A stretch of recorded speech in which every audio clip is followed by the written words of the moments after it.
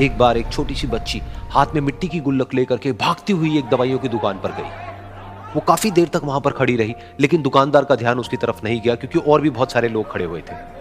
उसने दुकानदार को कई बार बुलाया, लेकिन वहां पर भीड़ इतनी थी कि दुकानदार का ध्यान उसकी तरफ गया ही नहीं। और फिर उस बच्ची को थोड़ा सा गुस्सा आया तो उसने अपनी मिट्टी की गुल्लक लेकर के वहीं काउंटर पर जोर से रख दी, जिसके बाद में जो दुकानदार था और जितने भी लोग खड़े थे वो सब उस बच्ची की तरफ देखने लग गए। और फिर उस दुकानदार ने उस बच्ची से पूछा, बेटे आपको क्या चाहिए? तो वो बड़े ही भोलेपन से बोली कि मुझे एक चमत्कार चाहिए।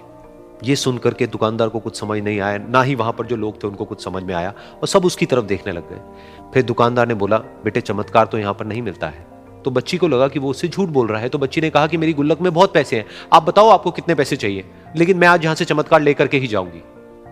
तो वहीं काउंटर पे एक और आदमी खड़ा था, उसने उस बच्ची से पूछा कि बेटे क्यों चाहिए तुमको चमत्कार? तब उस बच्ची ने अपनी कहानी बताई कि अभी कुछ दिन पहले मेरे भाई के सर में बहुत तेज दर्द हुआ, तो मेरे पापा मम्मी उसको हॉस्पिटल ले गए। उसके बाद कई दिन तक मेरा भाई घर नहीं आया। तो मैंने कई बार अपने पापा से पूछा, लेकिन उन्होंने मुझे कुछ नहीं बताया। उन्होंने बार बार यही कहा कि वो आ जाएगा, वो कल आ जाएगा, वो कल आ जाएगा, लेकिन वो आ ही नहीं रहा था। तो मैंने देखा कि मम्मी रो रही है। अब पापा मम्मी को कह रहे थे कि उसकी दवाइयों के लिए और उसके इलाज के लिए जितने पैसे चाहिए उतने मेरे पास में नहीं है, अब उसको कोई चमत्कार ही बचा सकता है। तब मुझे लगा कि अगर मेरे पापा के पास में इतने पैसे नहीं भी हैं तो क्या हुआ, मेरे पास में तो है। तो मैंने जितने भी पैसे जोड़ रखे हैं वो सारे लेकर के मैं इस दवाई की दुकान पर आई। फिर उस आदमी ने उस बच्ची से पूछा, कितने पैसे हैं तुम्हारे पास में? ये सुनते ही उस बच्ची ने अपनी गुल्लक उठाई, जमीन पर फेंकी और तोड़ दी और पैसे गिनने लग गई। बाकी सब लोग खड़े होकर के उसको देख रहे थे। थोड़ी देर बाद उसने सारे पैसे अपने हाथ में इकट्ठे किए और बोली, मेरे पास में पूरे 19 रुपए हैं। वो जो आदमी वहां पर खड़ा था वो थोड़ा सा मुस्कुराया और बोला कि अरे तुम्हारे पास में तो पूरे पैसे हैं, इतने का ही तो आता है चमत्कार। ये सुनकर के वो बच्ची बहुत खुश हो गई और बोली कि चलो मैं आपको अपने पापा से मिलवाती हूं।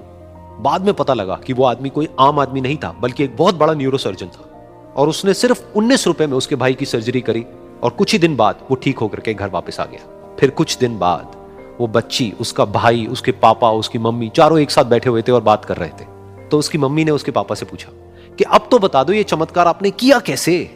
तो उन्होंने अपनी बेटी की तरफ देखा और बोले, ये चमत्कार मैंने नहीं, इसने किया है।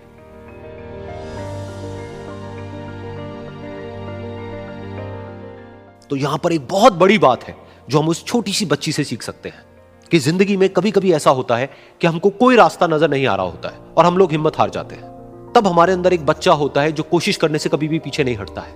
वो हार मानने को तैयार नहीं होता है क्योंकि उसको ना शब्द समझ नहीं आता है। वो बच्चा जिसके लिए कुछ भी नामुमकिन नहीं है, क्योंकि वो हर हाल में कोशिश करता ही रहता है।